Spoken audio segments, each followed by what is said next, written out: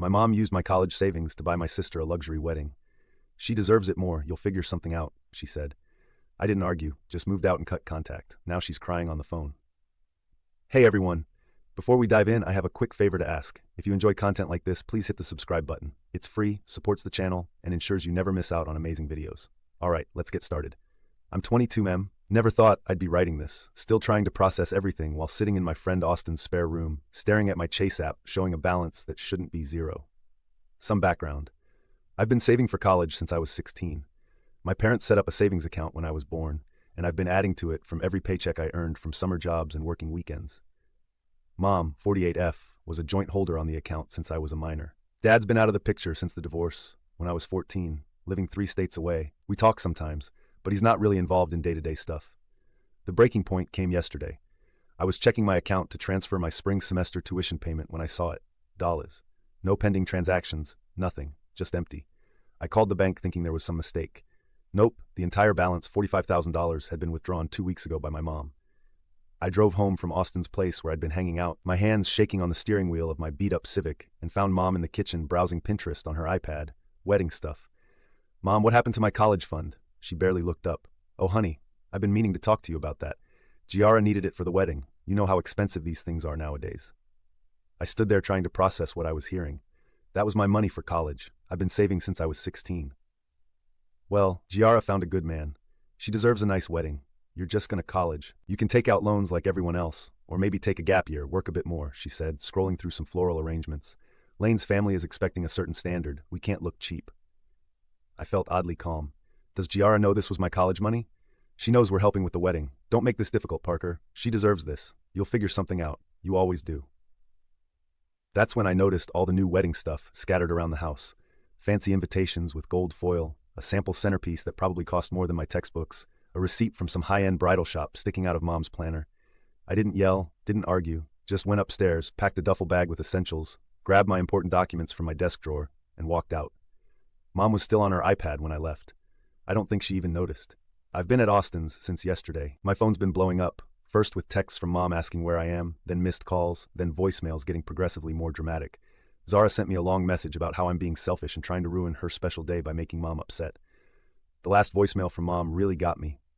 Parker, honey, I know you're upset, but this is what families do. We sacrifice for each other. Your sister found a good man. Do you know how rare that is these days? You can't put a price on that. Come home and we'll figure something out together. I haven't responded to any of them.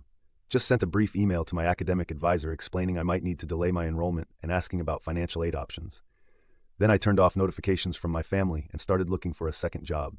Austin's been great about letting me crash here, said I can stay as long as I need to figure things out. His mom even brought over some of her famous chicken soup earlier. Didn't ask any questions when she saw my face. The weirdest part?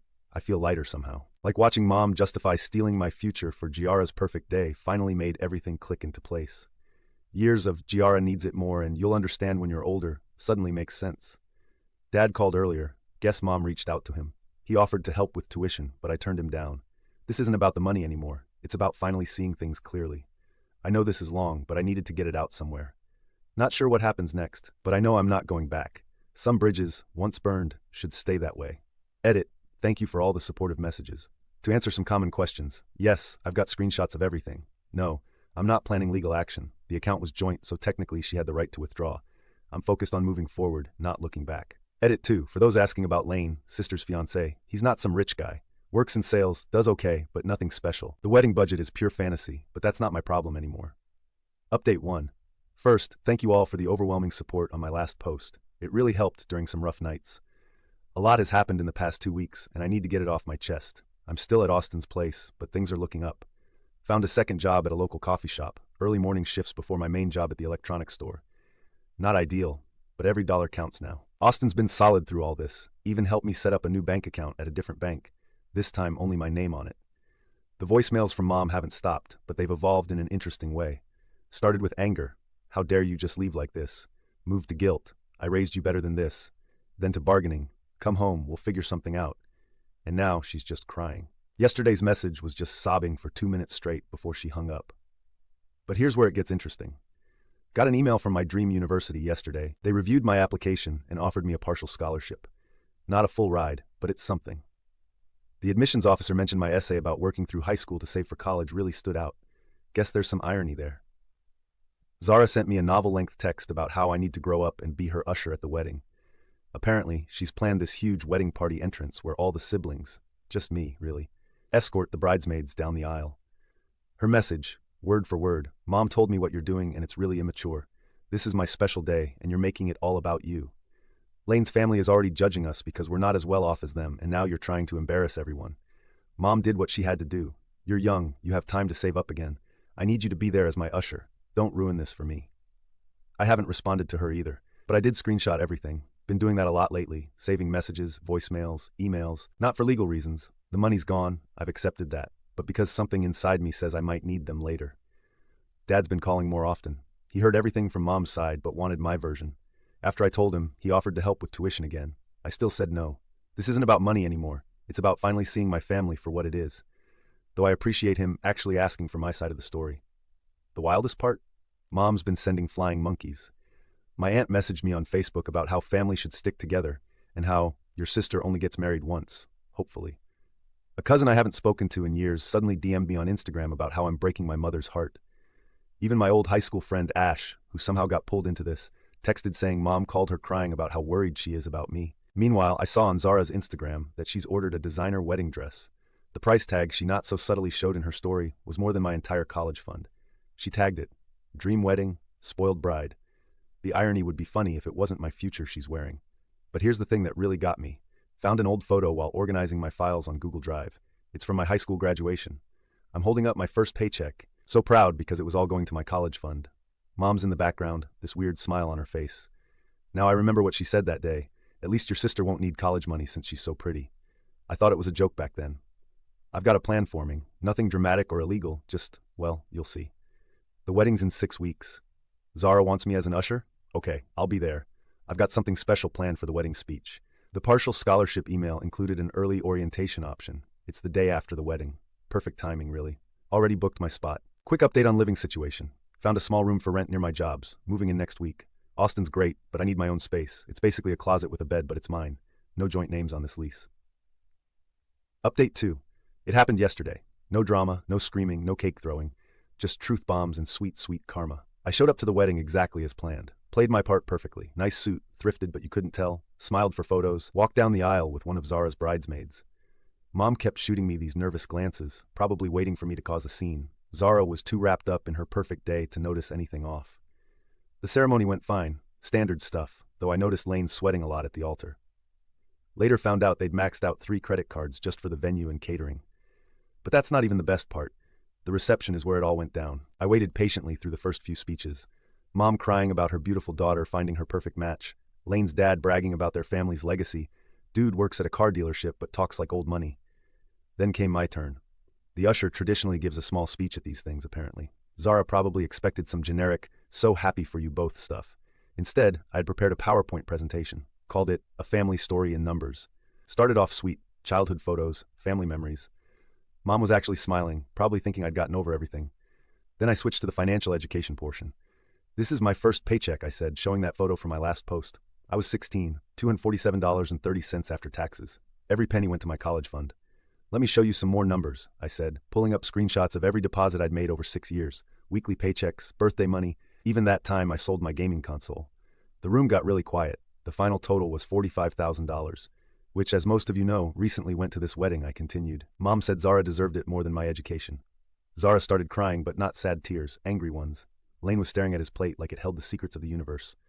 But here's the fun part, I said, clicking to the next slide. Remember that scholarship I mentioned, Mom? It wasn't partial. I got a full ride, merit-based. Turns out working 2 jobs while maintaining a 4.0 GPA impressed them. I start orientation tomorrow. Mom stood up, then tried to grab the microphone. Parker, that's enough. Almost done, I said calmly. Just wanted to thank you, Mom. You taught me something valuable. The only person I can rely on is myself. So thanks for that life lesson. Cost me $45,000. But hey, as you said, you can't put a price on family, right? The silence was deafening. Then Lane's mom started whispering loudly about tacky family drama. Zara was full-on sobbing now, mascara everywhere. Mom tried to salvage things by starting the music, but the damage was done. I grabbed my bag, had it ready under the table, and headed for the door. That's when Zara started screaming, full Bridezilla mode.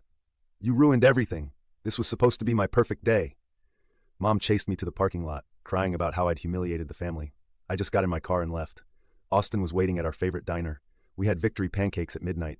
The aftermath has been wild. My phone's blowing up with family members, half saying I'm a hero for exposing the truth, half calling me every name in the book.